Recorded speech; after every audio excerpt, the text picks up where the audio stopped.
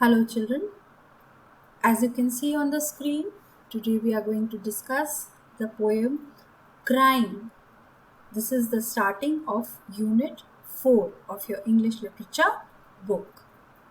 As you can see in the picture, you can see the boy crying in his bed and he's crying, he's sobbing his heart out.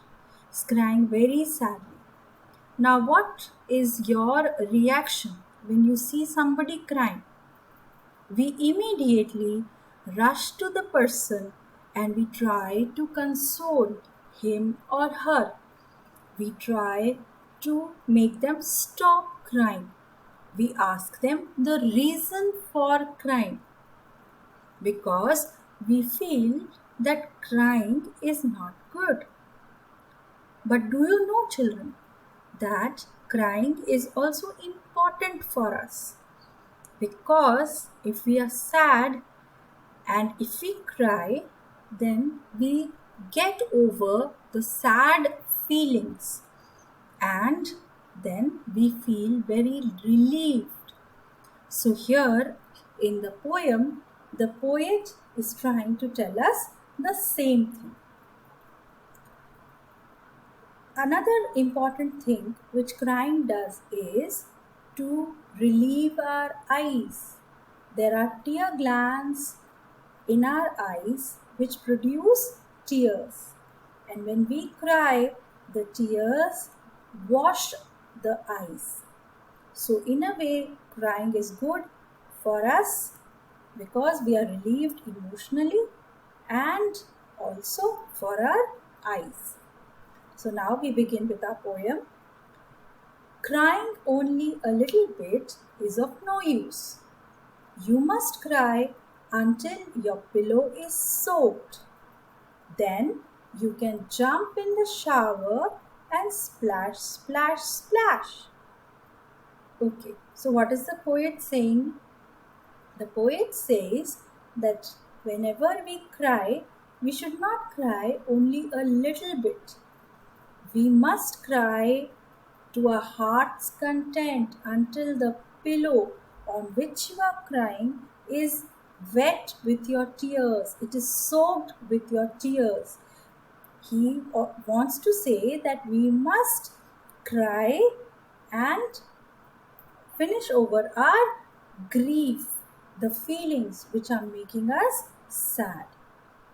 And after we have finished the crying, we should jump in the shower and have a nice bath.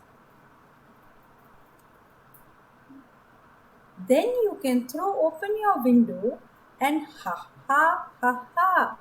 And if people say, "Hey, what's going on up there?" Ha ha, sing back. Happiness was hiding in the last tear. I wept it. Ha ha. So, here again, what the poet says, once you have had your bath, then you will feel very relieved, you will start feeling happy again. And then you can throw open your window. That means try to look out to the world. And then try to smile, try to laugh. And if somebody tries to ask you, "Hey, what's going on?" then you should sing back and tell them that happiness was hiding in my last tear and I wept it, which means that you were very relieved once you have cried out and went up your feelings, and now you are again happy. So it's a small poem, and again repeat it with me once more. I will recite now the whole poem for you and try to read it out with me. Crying only a little bit is of no use. You must cry until your pillow is soaked.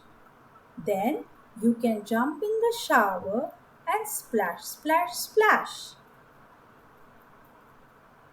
Then you can throw open your window and ha ha ha ha. And if people say, "Hey, what's going on up there?" Ha ha, sing back. Happiness was hiding in the last year. I wept it. Ha ha. So the poem was written by Galway Kinnell. Now let us see the new words that we have learned today.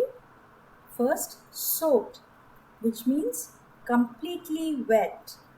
Shower, bath in which water is sprayed from above. You must be having the shower in your toilets.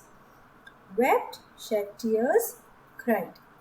Now, children, you must write down these word meanings in your notebooks and also the exercises and question answers of the lesson, which I will be sending along. Read the poem twice, try to learn it, learn the new words and whichever spellings you find difficult. I hope you have enjoyed the poem and you have understood. Bye till the next turn. Take care, children.